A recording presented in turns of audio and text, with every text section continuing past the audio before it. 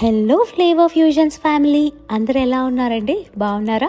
So ఇవాళ మన ఛానల్లో చాలా చాలా టేస్టీ రెసిపీ, అదే మటన్ పికిల్. అంటే మటన్తో పచ్చడి చేస్తున్నాము.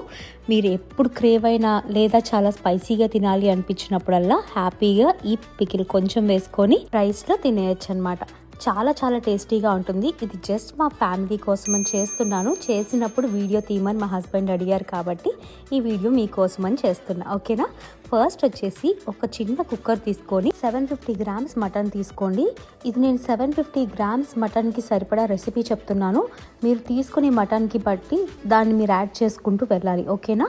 సో ఇప్పుడు వచ్చేసి ఒక 1 టీ స్పూన్ సాల్ట్, ఒక హాఫ్ టీ స్పూన్ వచ్చేసి పసుపు వేసి నీట్గా మిక్స్ చేసుకోండి.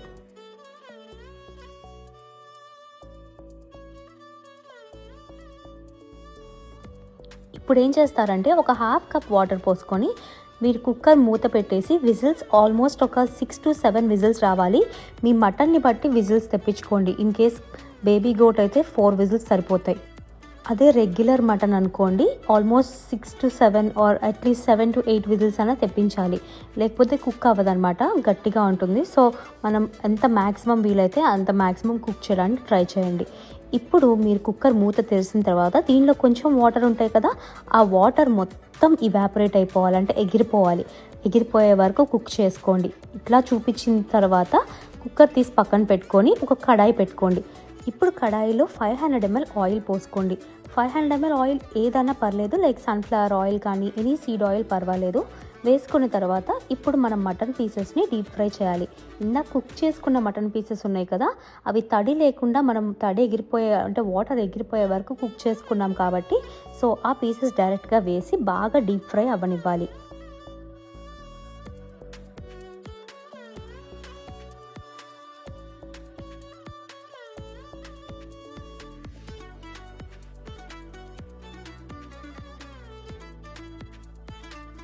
ఇలా 15 మినిట్స్ ఫ్రై చేసుకున్న తర్వాత మటన్ పీసెస్ అన్నీ బాగా ఫ్రై అయిపోతాయండి.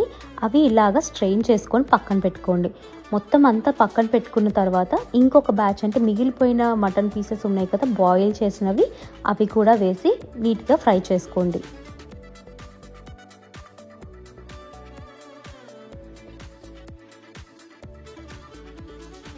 750 గ్రామ్స్ మటన్తో ఇంతే అవుతుంది. బాయిల్ చేసి కుక్ చేసిన తర్వాత మనం వేసిన 500 ml ఆయిల్ అవసరం లేదు. ఇప్పుడు అందులో ఒక 300 ml తీసి పక్కన పెట్టుకోండి. అదే ఆయిల్లో ఒక 1 కప్ జింజర్ గార్లిక్ పేస్ట్ వేసి దానిలో ఉన్న రానెస్ అంటే పచ్చితనం అంతా పోయే వరకు కుక్ చేసుకోవాలి.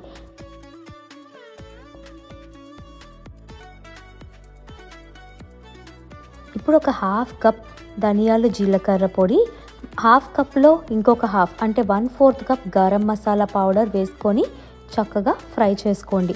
ఇదంతా లోలో పెట్టుకొని చేసుకోండి ఇప్పుడు, ఎందుకంటే ఆల్రెడీ ఇవన్నీ కొంచెం ఫ్రై చేసి పౌడర్ చేసుకునే కాబట్టి మాడిపోతాయి అన్నమాట. సో మాడకుండా చూసుకోవాలి, లోలో పెట్టుకొని చేసుకోండి. ఇప్పుడు ఫైనల్గా కొంచెం పసుపు అండ్ తగినంత సాల్ట్. ముందే ఎక్కువ సాల్ట్ వేసేసుకోవద్దు, ఫస్ట్ కొంచెం కొంచెంగా సాల్ట్ వేసుకొని టేస్ట్ చూసుకుంటూ వేసుకోండి. ఇప్పుడు ఫ్రై అయిన మటన్ పీసెస్ కూడా వేసి స్టవ్ ఆఫ్ చేసి పెట్టుకోండి. మొత్తం చల్లారిన తర్వాతే మనం కారం కలపాలి. హాట్గా ఉన్నప్పుడు అసలు కారం మిక్స్ చేయొద్దు, ఎందుకంటే అది నల్లగా అయిపోతుంది. సో చల్లారిపోయిన తర్వాత కారం మిక్స్ చేసుకోవాలి. నేను 5 to 6 teaspoons chilli powder వేసాను. మీరు కొన్ని చిల్లీ పౌడర్స్ ఎలా అంటే కారం కలర్ మాత్రమే ఉంటుంది, కారం ఉండదు. సో అందుకని చెప్పి మీరు కొంచెం కొంచెంగా యాడ్ చేసుకొని టేస్ట్ చూసుకోండి. ఓకేనా? కొన్ని ఏమో బాగా స్పైసీగా ఉంటాయి, కొన్ని అసలు స్పైసీగా ఉండవు. సో వీటి మెజర్మెంట్స్ అయితే నేను చెప్పలేను, అందుకని ఒక్కొక్క స్పూన్ వేసుకుంటూ టేస్ట్ చూసుకుంటూ మీరు చాలు సరిపోతుంది అన్నప్పుడు ఆపేయండి అంతే. సాల్ట్ కూడా అంతే, మీ సాల్ట్ ఇంటేక్ని బట్టి మీరు చూసుకోండి ఎంత సాల్ట్ వేయాలి ఎంత సాల్ట్ వేయద్దు అని. ఒకేసారి మొత్తం వేసేయద్దు. సో ఇప్పుడు ఫైనల్గా నేను సాల్ట్ సరిపోలేదు కాబట్టి ఎక్స్ట్రా సాల్ట్ వేసాను, సేమ్ కొంచెం కారం కూడా యాడ్ చేశాను.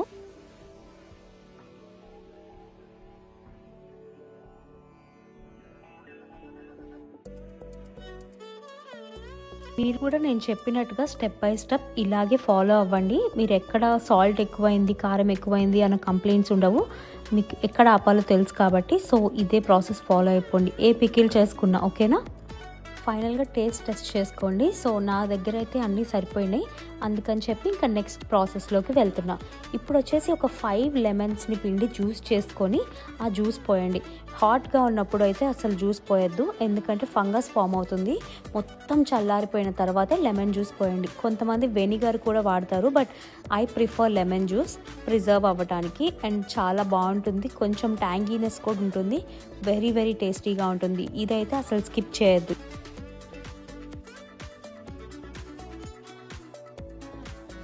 ఇప్పుడు ఏం చేస్తారంటే ఇందాక మనం పక్కన పెట్టుకున్న 300 ml ఆయిల్ ఉంది కదా, అందులో నుంచి ఒక 100 ml తీసిపోయండి. ఎందుకంటే మనం ginger garlic paste, garam masala ఇవన్నీ వేసేసరికి ఆయిల్ తగ్గిపోతుంది, కారం ఇవన్నీ యాడ్ చేసేసరికి. అందుకని చెప్పి ఎడిక్వేట్ అమౌంట్ ఆఫ్ ఆయిల్ వేయాలి.